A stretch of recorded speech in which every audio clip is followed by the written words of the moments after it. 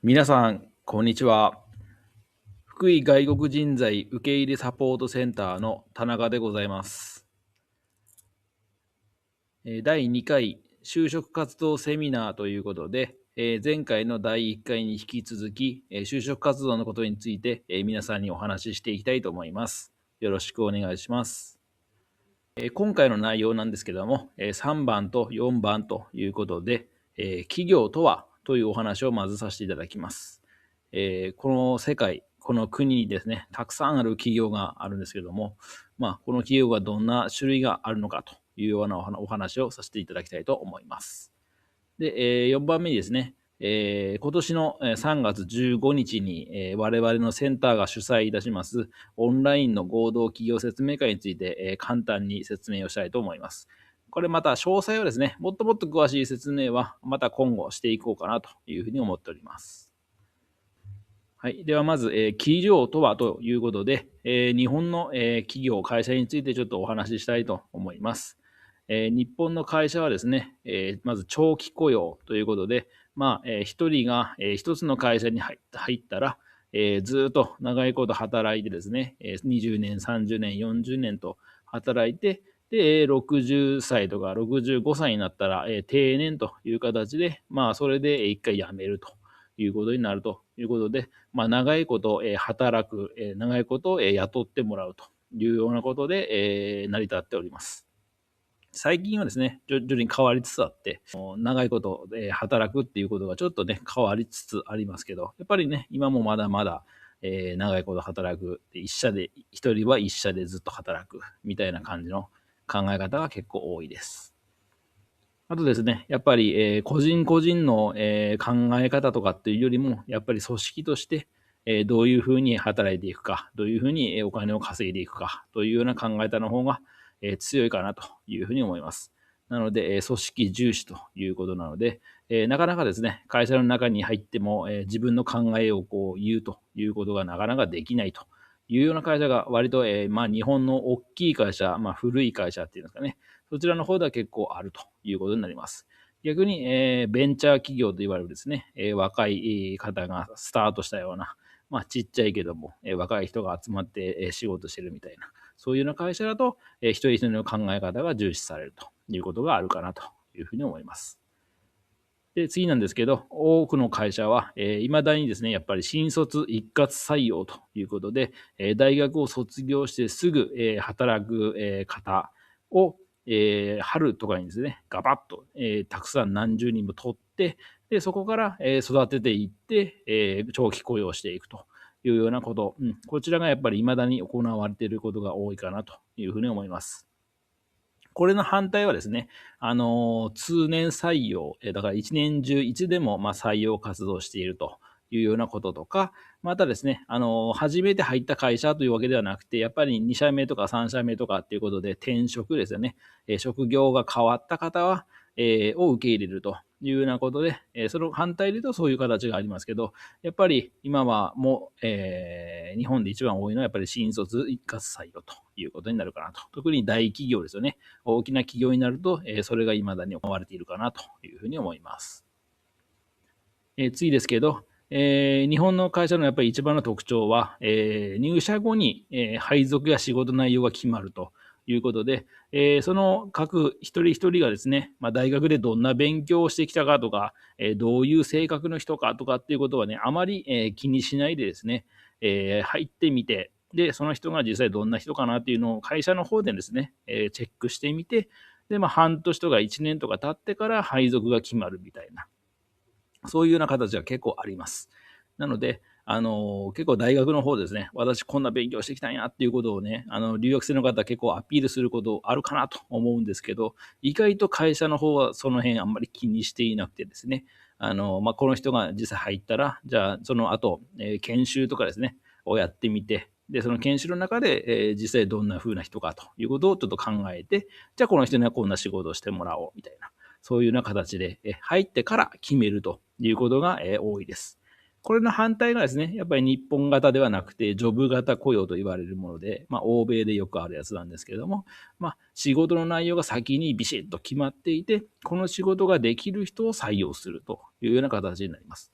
で、次ですけれども、やっぱり個人よりもチーム、会社全体を重視する文化があると。これはもう先ほどもお話ししましたけど、やっぱり一人一人で独立して仕事をするというよりも、やっぱり何人かのチームがあって、チームリーダーがいて、で、その上に課長がいて、その上に部長がいて、みたいな感じで、で、会社が形成されているというような形ですので、自分の考え、個人の考えというよりも、チームを優先するということが、重視されるかなというふうに思います。ポイントは、今できる仕事、今できる仕事ですね、勉強してきたこと、今やってきた仕事とか、今、勉強してきたことっていうことよりも、その人がですね、将来会社の中で成長できるか、会社に馴染めるかとかですね、会社の中で仕事がしっかりできるか、成長していって、会社に利益をもたらすことができるかということが見られてくるということなので、これもちょっとね、面接の、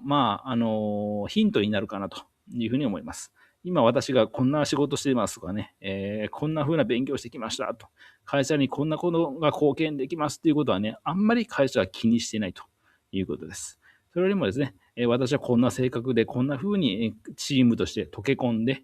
こんな風に会社で仕事していきたいですというような話を面接でしてもらえた方がいいのかなというふうに思います。企業のですね、種類の話をしていきます。一つ目が、大企業対、中小企業ということで、大企業なんですけど、大きい企業ですけど、定義がですね、あんまり決まってなくてですね、資本金が5億円以上とかですね、なんか10億円とか、いろいろありますけど、もしくは従業員が何人いるか、1000人以上とかですね、そんな形でいろいろあるんですけど、ちょっと決まってなくてですね、一般的な大きい企業というようなイメージで言ってもらえばいいかなと思います。で、大企業と言いますと、社員数が数千人からやっぱり数万人ぐらいいるようなところがあります。で、明確なルールやマニュアルが作成済みなので、誰が入ってもある程度すぐ仕事できるかなというふうな形になっていると思います。海外拠点があってですね、外国人の社員もやっぱり多い会社あります。なかなかね、大企業でゼロっていうところはほとんどもう今ないんじゃないかなというふうに思います。働き方としては、新卒で入った後に、まず半年とか1年とかですね、研修をするということになります。これが結構長くてですね、その分丁寧に仕事のやり方を教えてもらえるということになりますけども、研修がずっとしていただけるということになります。で、その後にですね、やっぱり配属を決めるんですけど、これはやっぱり先ほども申した通り、会社が決めると。その人の、ね、性格とか、やり方とかをちょっとね、見て、そこから決めるということが多いです。で、留学生にとってのメリットとしては、やっぱり教育制度が整っているということで、入ってからすぐ、仕事させられるというよりは、ある程度勉強させてもらって、それで慣れてから、実際の仕事に入れるということになりますので、教育制度が整っているというのは一ついいことかなというふうに思います。あとは在留資格の手続きの経験が豊富ということで、もうこれはね、経験あると思いますので、ある程度任せればね、やってもらえるのかなというふうに思います。あとは、大企業なので、やっぱり日本語が完璧でなくても、英語等々他の言葉がね、使えるのであれば、他の言葉で、サポートしてもらえるということがあると思います。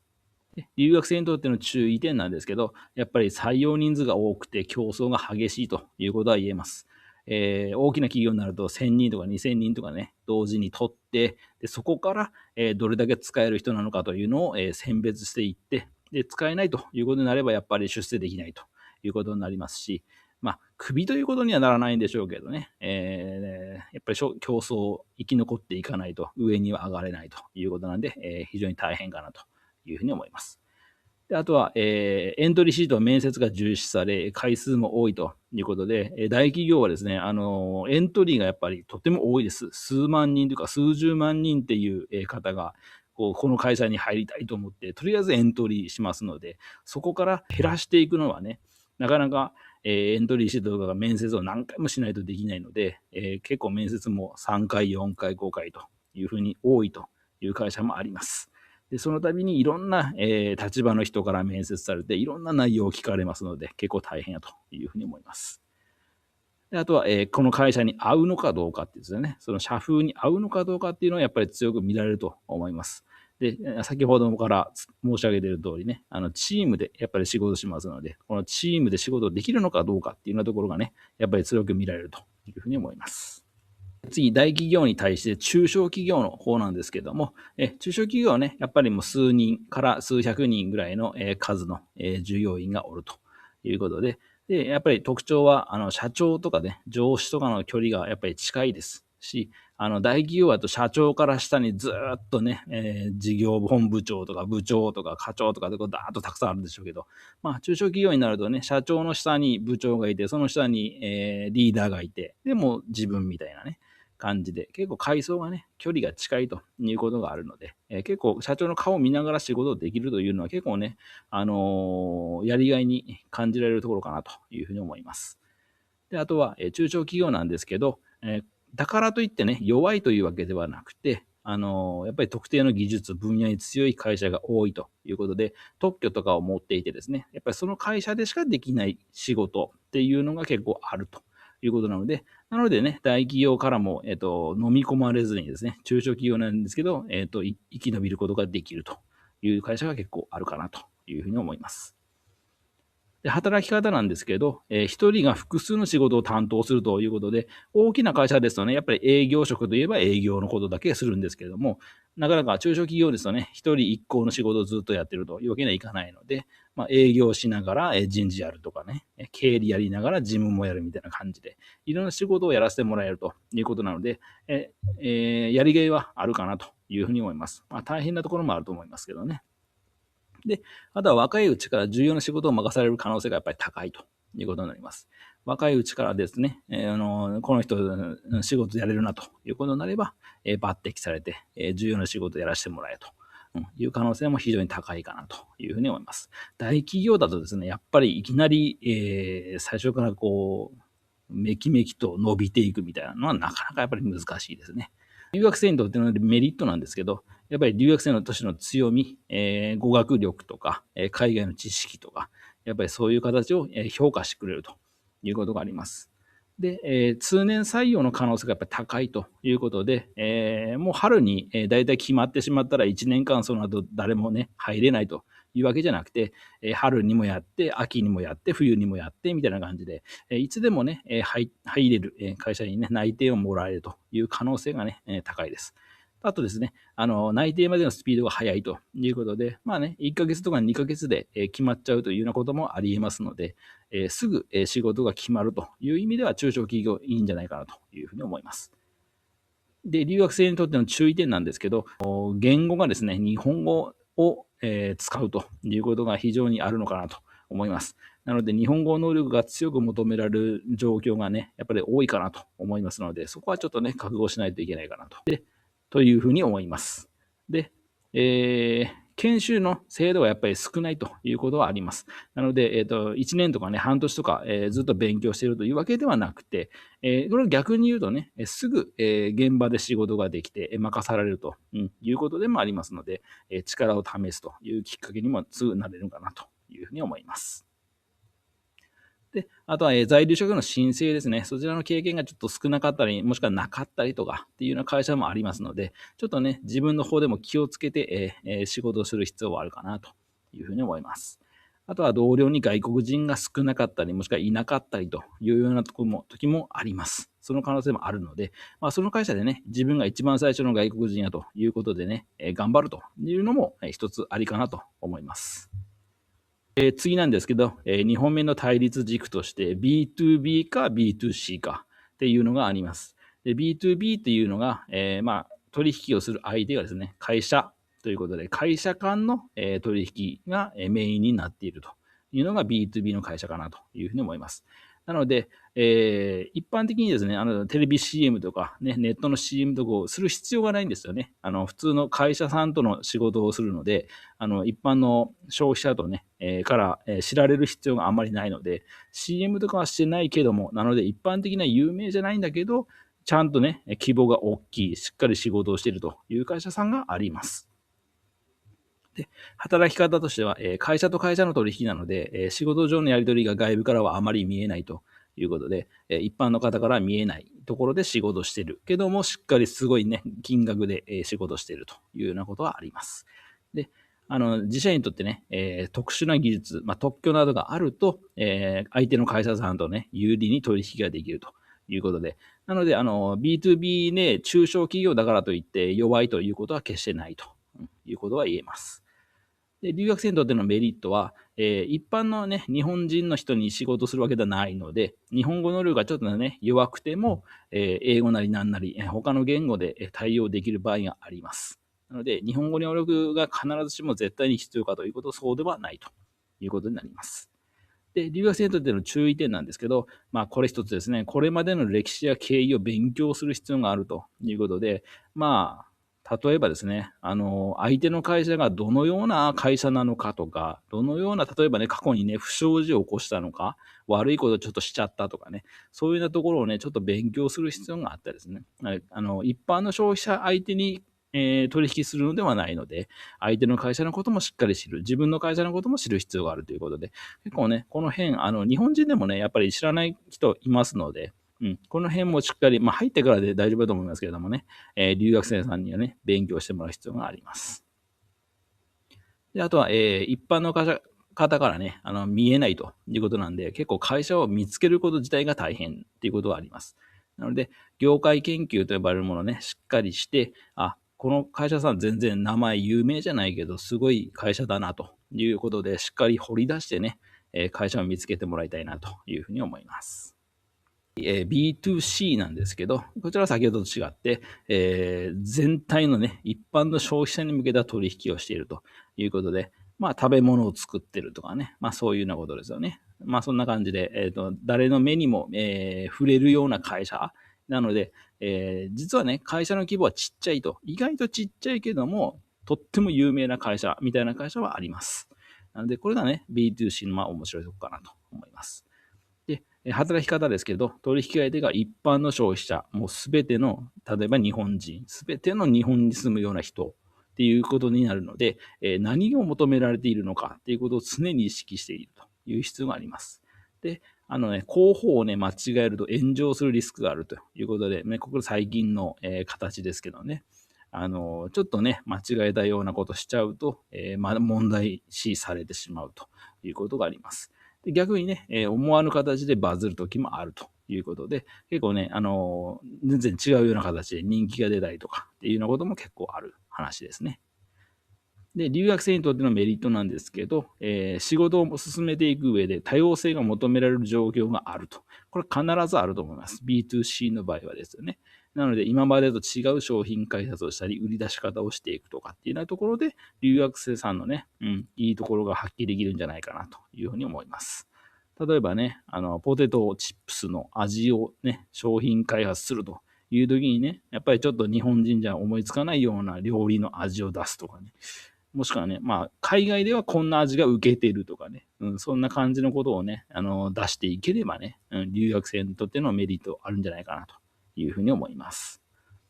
で留学生としての注意点なんですけど、やっぱり一般消費者相手なので、やっぱり日本語能力がね、強く求められる場合がね、あります。特に広報とかね、そういった時にはやっぱりそういうのが必要になりますので、ちょっとね、それはね、注意してもらいたいなと思います。あとは、今日本で流行している、もしくは流行しそうなものを、常に把握するという必要があります。常にね、一般消費者相手の、仕事ですので、そういったことをね、意識してもらいたいなというふうに思います。で、3本目ですけど、業種とか職種と言われるものの違いですよね。業種っていうのは会社の種類です。で、これ全部読まないですけど、これぐらいの、まず大分類っていうね、一番大きい分け方でも20個あります。農業、林業から始まってね、いろいろ種類あります。で、農業の中でもやっぱりお米を作るというのと野菜を作るので違いますから、っていうような形でどんどんどんどん細かく分けていくと、もうたくさん種類がありますよね。会社の種類たくさんあります。で、次、職種ですけど、職種はね、労働者の仕事の種類のことを言います。なので、大きく分けて12種類ということで、管理的職業から始まって、事務とか販売とかというような形で、いろいろ、仕事で、労働者のする仕事の方の種類もたくさんあります。これもね、細かく分けていくと山ほどありますので、つまり、業種かける職種イコール本当のやりたいことっていうことに、方程式的になります。なので、例えば例で言うと、宿泊飲食業という業種に掛け算でサービス職業従事者、サービスをやりたいということになると、イコールでやりたい仕事としては、例えばホテルのフロントに立つとか、販売店とか観光施設ね、お土産店とかで顧客の対応をすると。宿泊飲食業でサービスに関わることをするということになると、こういう仕事が自分のやりたい仕事だなというふうにわかるし、金融業×販売従事者ということで、となると、金融商品を個人とか法人に提案して売っていくというような仕事になるというような形で、業種×職種ということで、本当にやりたい仕事が出てくるということはね、皆さんね、意識してもらいたいなというふうに思いますし、これ方程式なので逆算もできるんですよね。なので次のスライドですけど、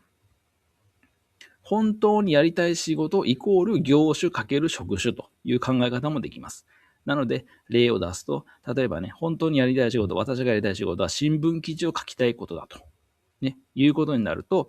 普通に考えるとね、イコール全国区の新聞社ね、業種、全国区の新聞社、かける職種が記者ね、ライターということで、全国区の新聞社に、就職して、記者として就職すれば、新聞記事が書けるというふうな感じになるんですけど、もちろんこの考え方もあるけども、新聞記事を書きたいということだけであればね、例えばその次のすべての会社の中での広報という仕事、職種を探すと、広報の中でもね、いろいろ雑誌に記事を載せたりとか、ホームページで自分の商品をアピールしたりとかっていうことでね、記事を書くっていう仕事がありますし、例えばね、業界団体っていうね、業種の中でも業界団体に入って、そこで記者をするということになると、その業界に詳しい業界新聞っていうのがありますので、これの記事を書くというような仕事ができます。とかね、全国区の新聞社じゃなくても、地方の新聞社に入って、そこで記者をするということになると、それはそれでね、新聞記事を書くという夢は叶うということになります。例えば福井ではね、地方紙である福井新聞っていうのはね、やっぱり強いです。例えばね、いわゆる大きい朝日新聞とかね、読売新聞とじゃなくて、福井新聞みたいなローカルの新聞っていうところもありますので、こういった形でね、方程式として考えてね、業種×職種イコール本当にやりたい仕事という考え方もあるし、本当にやりたい仕事っていうのを逆算してね、業種と職種を考えるというようなやり方もあります。ね、いろんな考え方でね、自分のやりたい仕事をちょっと見つけてもらいたいなというふうに思います。で、4番目、留学生に特有のものということで、やっぱり皆さんね、在留資格ですね。在留資格の中でのやっぱり専門性、今まで大学でどんな勉強をしてきたかとか、ね、そういったことの専門性と仕事の内容がね、ちょっと合ってこないといけないというのがあるので、そちらの方ちょっと意識してもらわなきゃいけないということはあります。で、あとは日本語能力と仕事内容ですよね。やっぱり広報に入ったりとかするときには日本語能力やっぱりどうしても必要ですし、もしくはね、商品開発ということになればね、やっぱり必ずしも日本語が絶対に必要かというとそうでもないという仕事もあると思いますし、仕事の内容とね、日本語能力をね、結構ね、見比べて考えてもらいたいなというふうに思います。あとは、選考過程がね、日本の独特の履歴書、エントリーシートで面接とか、あとは、なんか知的なね、テストとかね、いろいろありますしね。それは会社によるんですけど、そういういろんな選考の過程があるので、それに対してもね、やっぱり、ある程度慣れておいてもらう必要はあるかなというふうに思います。この、履歴書とかエントリーシートとか面接の話はね、また、次回とかに詳しくやりたいなと思っております。はい。じゃあ4番目なんですけど、2026年3月15日、もう2ヶ月ほど先の話ですけど、オンライン合同企業説明会について簡単に説明したいと思います。日時が今年の3月15日日曜日になります。で、それの13時から16時まで、日本時間のね、13時から16時までということになります。で、場所はオンライン、ズームを使ったものということになります。でオンラインなので、日本からでも母国からでも参加は可能になってます。で企業は、福井県を拠点とする49社に参加していただくことになりました。で、勤務場所はね、やっぱり福井県っていうのが多いんですけど、会社によってはね、東京とか大阪とかっていうようなところもありますので、これはね、ガイドブック、青い冊子のね、ガイドブックをちょっと見ていただければいいかなというふうに思います。で、ポイントは、やっぱり好きな時間に参加できて、で、話を聞きたい企業だけね、参加可能やということですね。で、場所もね、問わないので、もうね、この日のこの時間帯であればね、どんな話でも聞けるかなというふうに思ってます。で、パソコンでもスマートフォンでも Zoom が使えればね、参加可能です。で、できればね、インカメラ、自分の方に向いてるカメラですよね。自分の顔はね、会社さんにもとってもね、やっぱり見たいというふうに思うと思いますので、インカメラをできればね、オンにしていただいて参加してもらってね、自分の顔を見つつ、相手のね、顔も見つつでお話ししてもらえればいいかなというふうに思います。あとは、英語とか多言語に対応できる会社さんもありますので、ちょっとね、そちらの方はね、いろいろちょっと探してもらうことになるかもしれないんですけど、会社さんちょっといろいろ会社見て回ってもらってね、対応してもらえればいいかなというふうに思います。当日なんですけど、13時までに、この前にね、事前にね、メールを送っておきますので、メールに入っている Zoom のアドレスにアクセスしていただいて、13時までに、まず参加してもらいたいなというふうに思います。で、13時から13時10分の間に、話を聞きたい企業のブレイクアウトルームという小部屋があるので、ブレイクアウトルームに入っていただいて、で13時10分から、スタートということになります。で、13時10分から、最大で20分話を聞くと。で、13時半に終わって、そこから13時30分から13時40分は休憩と移動時間になります。で、13時40分から、14時ちょうどまで、話を聞いて、また10分休んで、20分話を聞いて、10分休んでという、このローテーションで6回繰り返して、16時に終了します。で、Zoom に入った後なんですけど、企業からですね、個別チャットがあなたの元に届いてくるかもしれません。それはですね、企業からあなたとお話をしたいということでチャットが来るかもしれませんので、その場合は、話を聞きにね、ブレイクアウトルームに入ってみるというのが一つ手かなというふうに思います。また、この合同企業説明会の後に、各社で用意されている先行ルートに進みましょう。企業からですね、この所在地に書類を送ってくださいとか、このサイトから情報を送ってくださいなどの指示がありますので、それに従って送って選考に入りましょう。2月の終わりから3月頃にかけて、実際に Zoom を試す場を作ろうと思っておりますので、詳細アドレス等は、メールで送付しますので、それにアクセスをして、助かりましょう。次回の内容なんですけど、予定といたしまして、5番目、書類選考とはということと、6番目、面接とはということについてお話ししたいと思います。これで本日の放送は終わりたいと思います。ありがとうございました。